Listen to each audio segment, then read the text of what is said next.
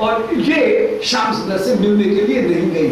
और अंत में नांदी मुखी उस समय मन में विचार कर रही है, बोले ना ना हमको मिलाने की कोशिश मत करो, पहले ये निर्णय करो कि निकुंज से आने वाले ये कृष्ण असली कृष्ण है कि राधिका है, और ये जो अभी अभी जिसने मयूर मुकुट निकाल करके फेंका है आसन के ऊपर बैठी हुई, ये जो दिख रही है ये राधिका है कि कृष्ण है, पहले इस बात का निर्णय करो।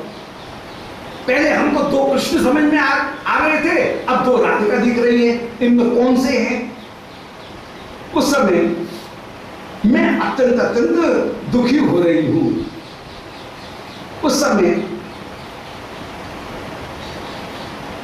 और ये कह रही है कि हम तीन को तो कोई संकट नहीं है, संकट होगा तुमको, पर इस संकट को बाद में निवटती रहेंगी, सुलझाती रहेंगी, पहले ये देखो कि इनमें वास्तविक कृष्ण कौन है।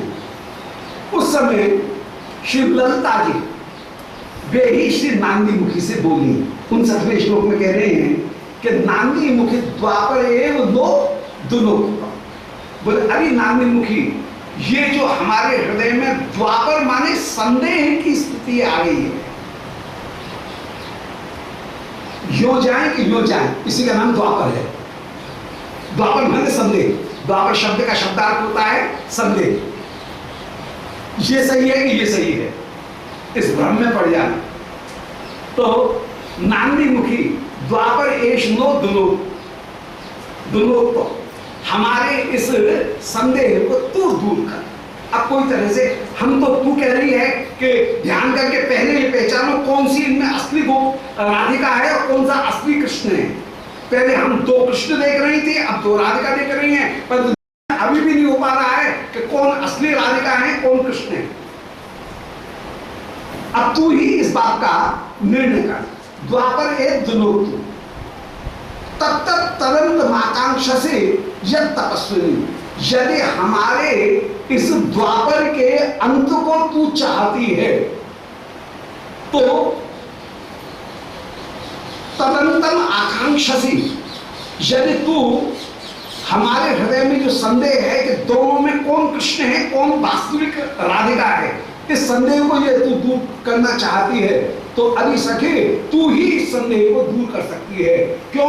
बोले क्योंकि तू तपस्विनी है, इसलिए तपस्विनी होकर के तू एक काम कर कि तेरे तप के प्रभाव से जरा ये जो कृष्ण है ना, इन कृष्ण का जरा सा आलिंगन कर ले, पता लग जाएगा तेरे तप के प्रभाव से ये झूठे मूठे राधिका कृष्ण बनी होगी तो इनका कृष्ण रूप अंतर्धान हो जाएगा और तुरंत पहचानने में आ जाएगी ये राधिका है। इसलिए अरे नानी मुखी जा एकांत में कृष्ण के साथ में तू कहीं कृष्ण का स्पर्श करती हुई विराजमान हो। कृष्ण के साथ में जब तू मिलेगी तो तेरा तप वर्धिष्णुताम एष्यति, बढ़ करके ही विराजमान होगा।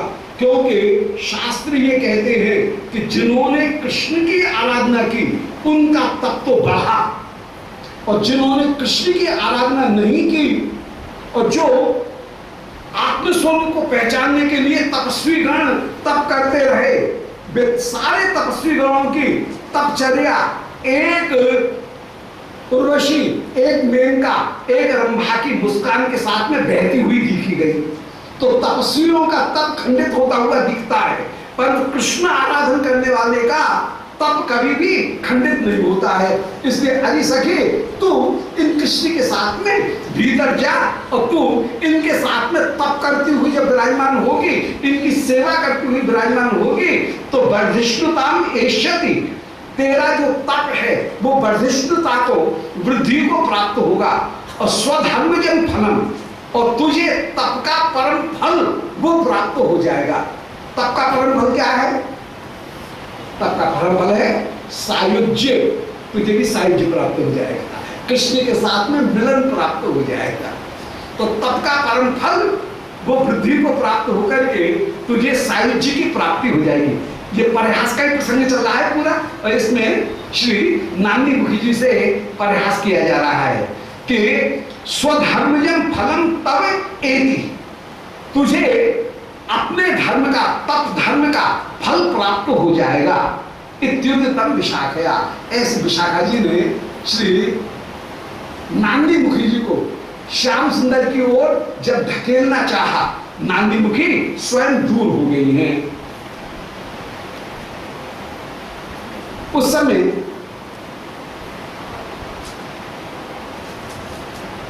श्री विशाखा का कहने का तात्पर्य था कि यदि तू कृष्ण का अरि नांदी मुखी आलिंगन करती है तो दो बातों का निर्णय हो जाएगा।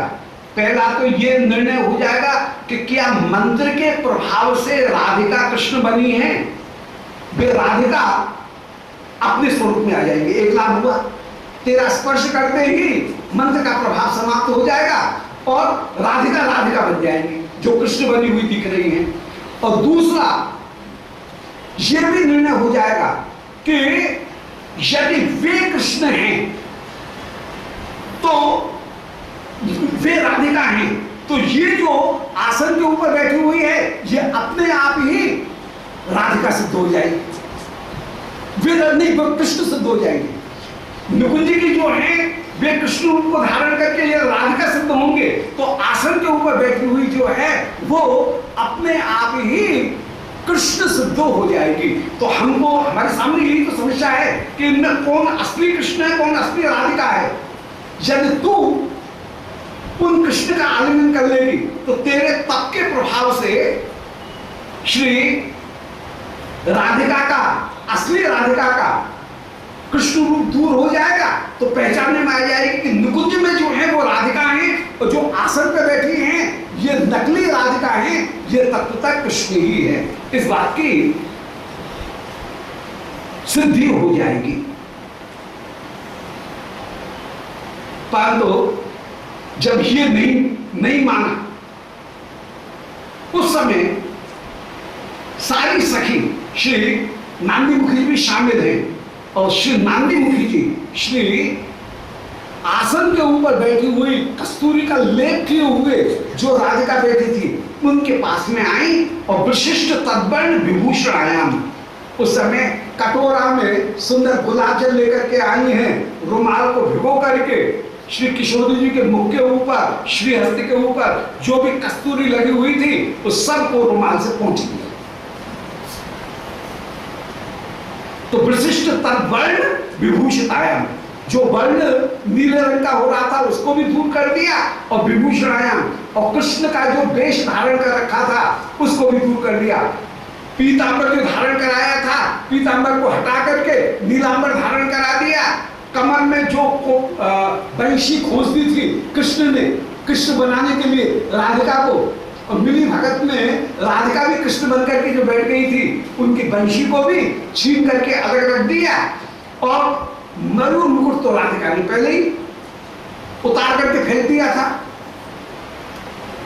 और पुनः आलिपाल्या श्री राधिकायाम, इस प्रकार आलिपाली माने सखियों के समूह के द्वारा श्री राधिका को राधिका रूप में जब स्थापित किया गया, उस समय द्रुतमेत्य तस्या कंठस्वरेणैव पुनश्च कृष्ण। श्री कृष्ण मन में विचार करने, लो यहाँ पर तो पूरा नाटक ही खत्म हुआ जा रहा है।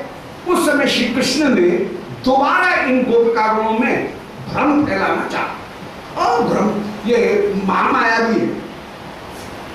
एक बार मैंने राधिका जब प्रकट हो गई तो दूसरा श्री कृष्ण दोबारा भ्रम फैलाना चाहते हैं। कृष्ण ने क्या किया कि वो स्त्री स्वर धारण करके श्री कृष्ण स्त्री स्वर में, और उस समय कुछ लज्जा जैसा छुई मुई होकर के लज्जा जैसा अभिनय करते हुए श्री कृष्ण कृपा, भय और सरलता, इन तीन चीज का अभिनय करते हुए आश्चर्य के भाव मुख में प्रकट करके और अपना जो पटका है उस पटका से ही मुख जो है उनको मुख के ऊपर रुमाल रख करके प्रमदाओं की तरह से भंगिमा, उनको लज्जा की भंगिमा को प्रकट करके मुख के ऊपर रुमाल रख करके आप महाविस्मय मास्य बिंबम अर्धम पिदायो, अपने मुख चंद्र को आधा अपने पटका से ढांक करके मन लज्जा का अभिनय करते हुए ईक्षण कोण भंगी कटाक्ष से श्री राधिका की ओर देखते हुए श्री कृष्ण बोले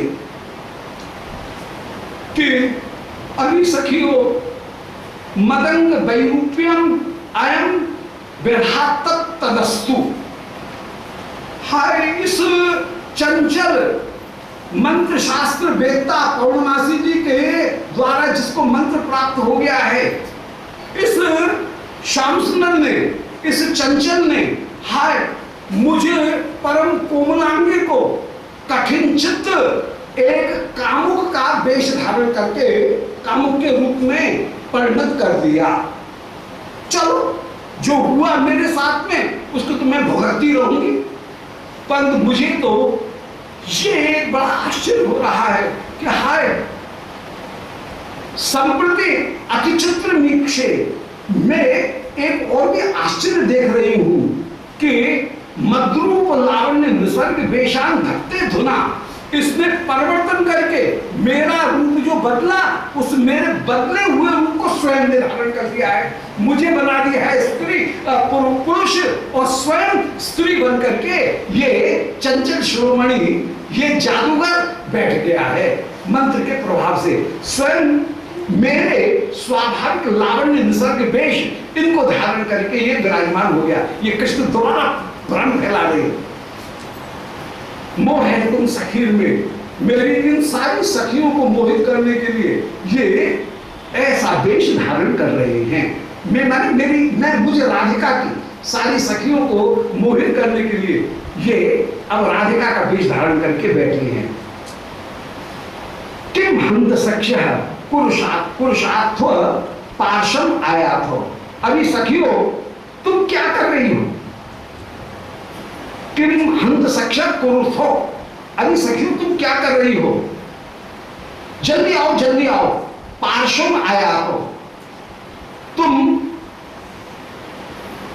इस कृष्ण के पास में क्यों जा रही हो? तो किम आया को, तुम यहां क्यों जा रही हो? किम हंत सख्य कुरुष थास पार्श्व आया को।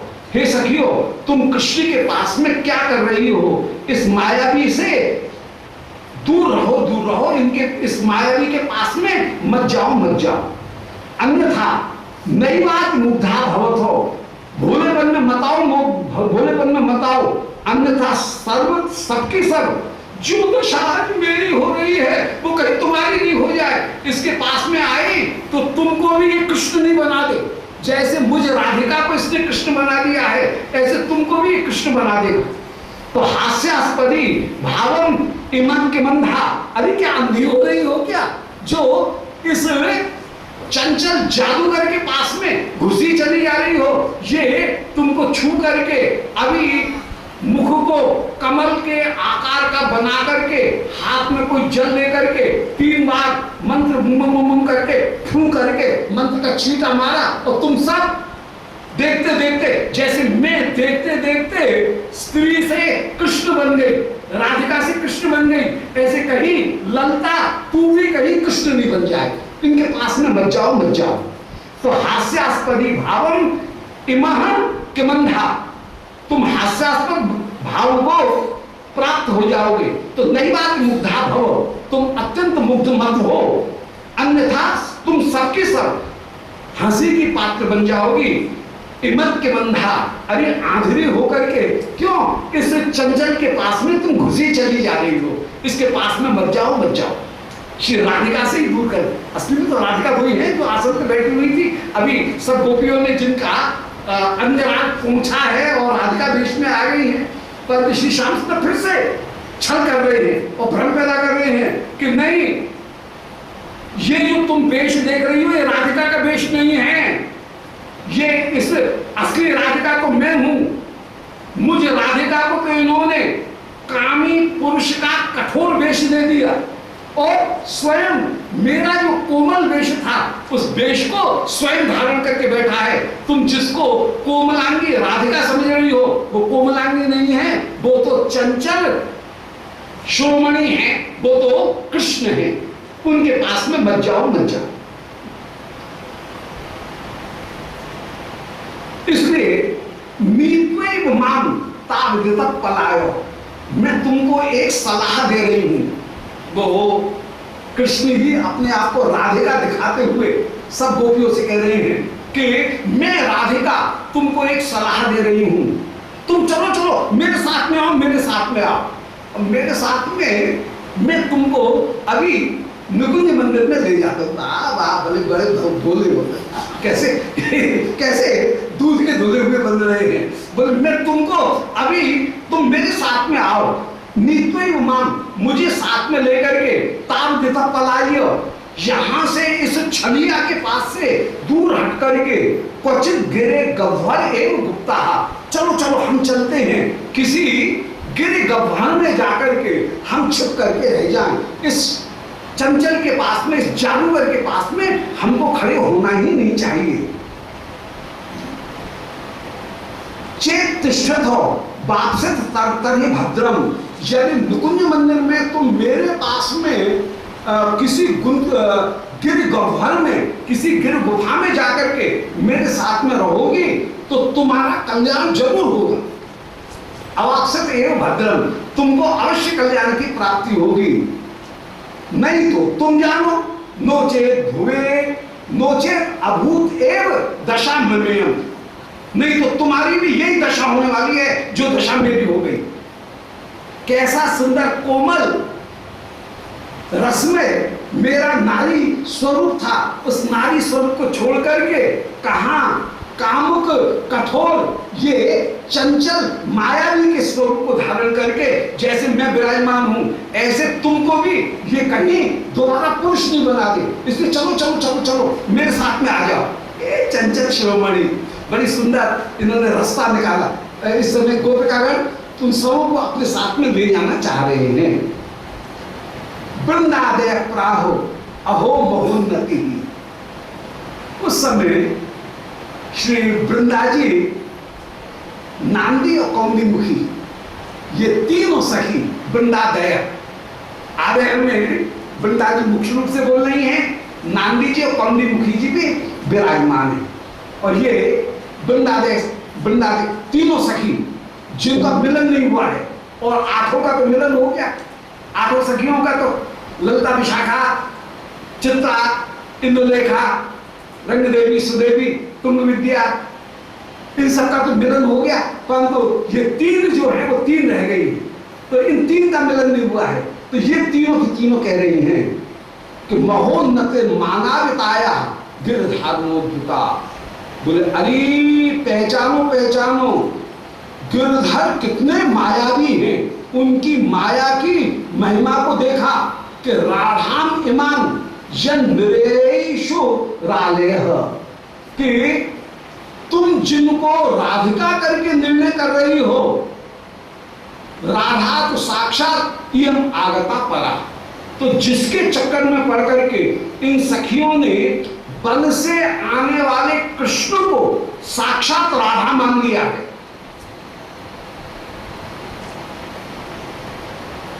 एवं उसे ही परा माने वास्तविक राधिका मान रही हैं। ये कैसी श्याम सुंदर के जादू के जाल में फंस गई है कि श्याम सुंदर के मायावी रूप की अद्भुतता देखो। वृंदादय प्राहो महोन्नति ही मायाविताया गिरधारणोद्भुता, गिरधारी की मायाविता की उन्नति देखो। क्या उन्नति है कि राधाम इमाम यन निर्णयशु, कि नुकुंज मंदिर से अभी अभी जो कृष्ण आए हैं, इनको ये सखी कैसी इनकी बुद्धि हो गई है, ये इन निकुंज मंदिर से आने वाले इन कृष्ण को राधिका करके निर्णय कर रही है।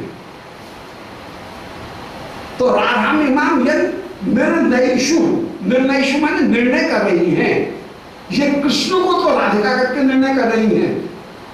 और राधा तो साक्षात इयम, जो राधिका साक्षात बैठी है उसको वो देख नहीं रही, जिसको अभी झाड़ पहुंच करके हमने जिसको नायिका रूप में स्थापित किया, उसको ये राधिका मान नहीं रही है, और अभी भी कृष्ण को ही राधिका मान रही है।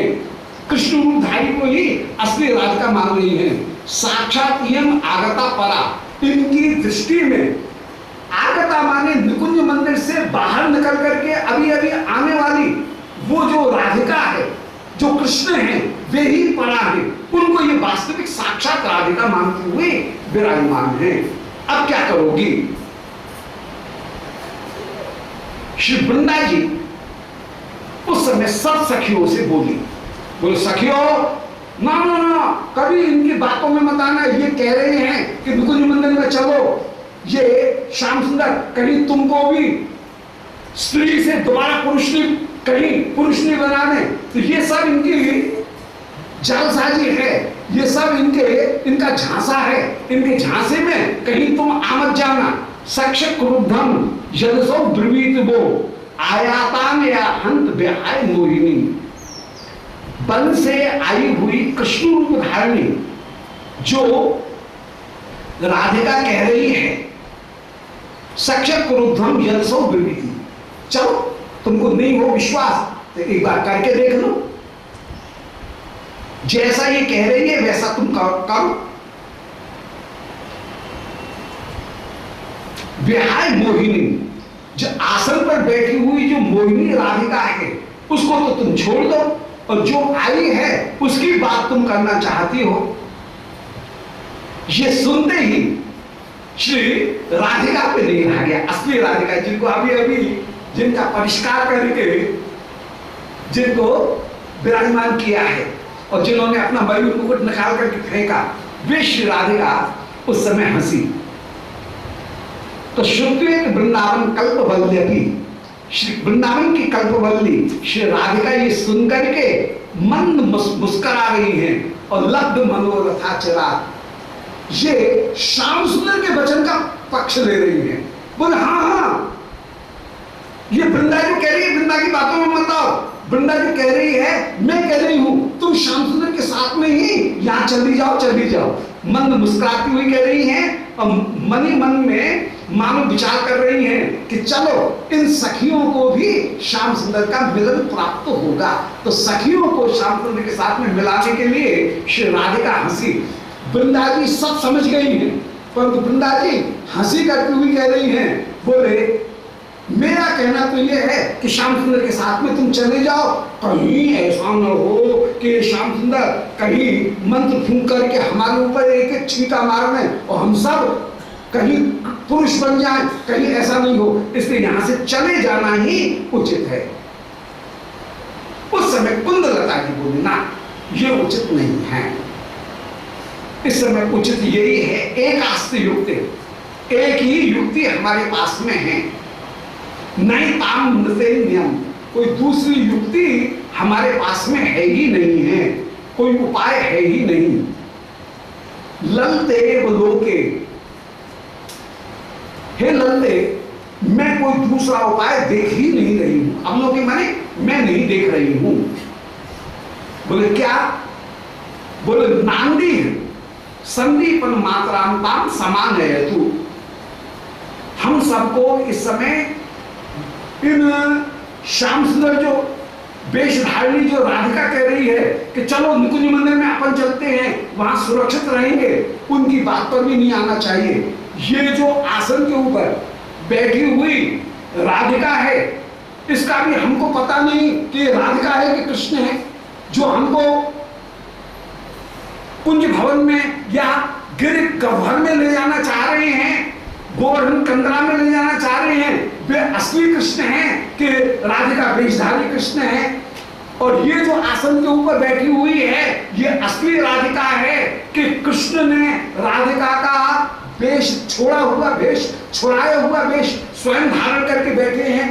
तो पता नहीं लग रहा है कि इनमें कौन असली है कौन नकली है।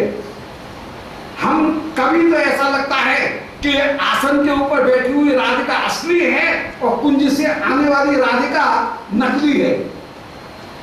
कभी ऐसा लगता है कि ये राधिका का वेश धारण करके कृष्ण बैठे हैं और कृष्ण ने मंत्र के प्रभाव से हमारी राधिका को कृष्ण का वेश धारण करा लिया है, इसलिए वो सामने खड़ी है। तो अभी तक निर्णय नहीं कर पा रही है कि कौन असली कृष्ण है, कौन नकली कृष्ण है। इसलिए अब तो एक उपाय है कि नांदी मुखी को भेजा जाए और सांदीपन मात्राम समानयति, नांदी सांदीपनी माता को पौर्णमासी जी को बुला करके लाएं। पौर्णमासी जी जैसे ही आएंगे वैसे ही सब दूध का दूध पानी का पानी हो जाए।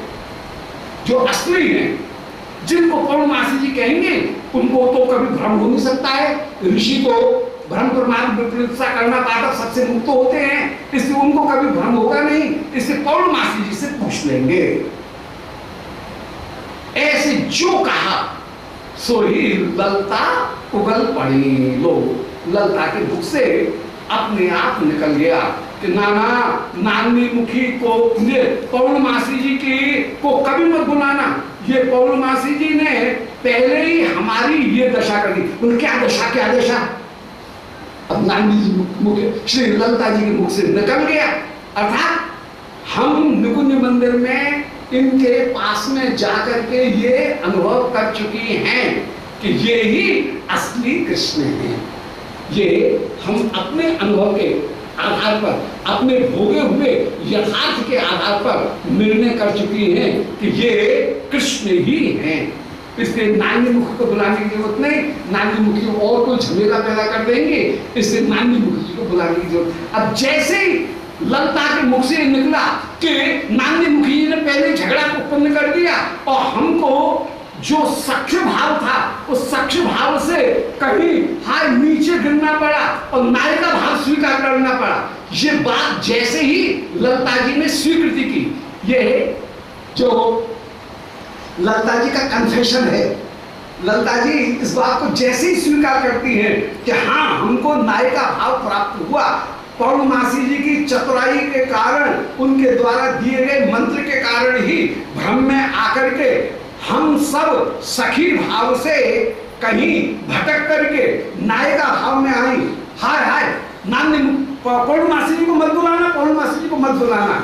और जैसे ही अपने नायिका भाव को इन्होंने स्वीकार किया, वैसे ही श्री श्याम सुंदर भी हा करके हंस गए और श्री राधा रानी भी हा करके हंस गई। और अब ये सुनिश्चित हो गया कि जो कुंज से कृष्ण वेशधारी कृष्ण आ रहे हैं और गलती से हम अपने भ्रम के कारण जिनको ये समझे हुए हैं कि कृष्ण ने मंत्र के प्रभाव से हमारी राधिका को कृष्ण वेश धारण करा दिया, ना, गलत। ये वास्तव में कृष्ण ही है।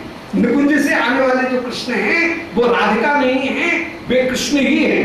और श्री राधिका ने भी अपने मयूर मुकुट को जो उतार करके फेंका और हमने श्री राधिका के अंग का मार्जन किया, अंग का मार्जन करते हुए भी हम तुरंत पहचान गए कि श्री राधिका का ये अंग बिना उनकी कृपा, उनकी कांति के किसी को प्राप्त नहीं हो सकता है। श्याम सुंदर जब गिरेंगे चरणों में और उनकी कृपा प्राप्ति करेंगे, तब वो भाव कांति भले कृष्ण प्राप्त कर सके, उसके पहले कृष्ण राधिका की भाव कांति दोनों को प्राप्त नहीं कर सकते हैं। तो ये ही राधिका है, ये ही कृष्ण है।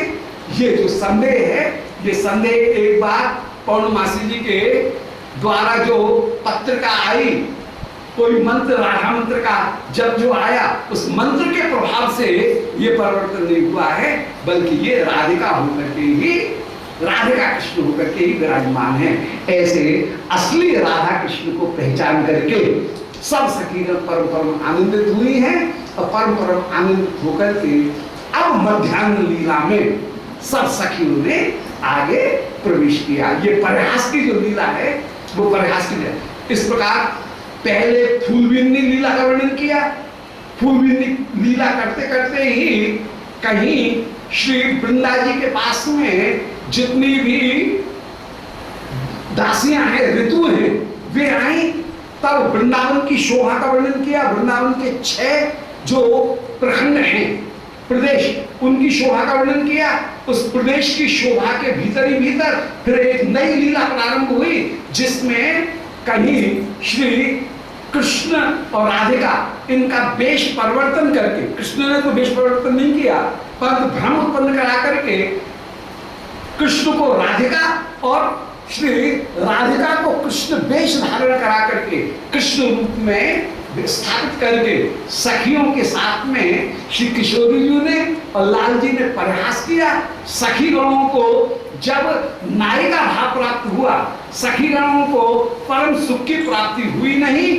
सखी गण जब पहचान करके विराजमान हुए और जब उन्होंने ये जान लिया कि असली कृष्ण कौन है, असली राधिका कौन है, इस बात को जान करके फिर सखीगण परम आनंदित होकर के विराजमान हुई और प्रियालाल रस विलास करते हुए आगे पधारे। इस प्रकार ये जो दशम सर्ग है, दशम सर्ग का अंतिम जो श्लोक है, वो अंतिम श्लोक, 2 श्लोक जो अंत में रहे, उनका भाव तो यही है।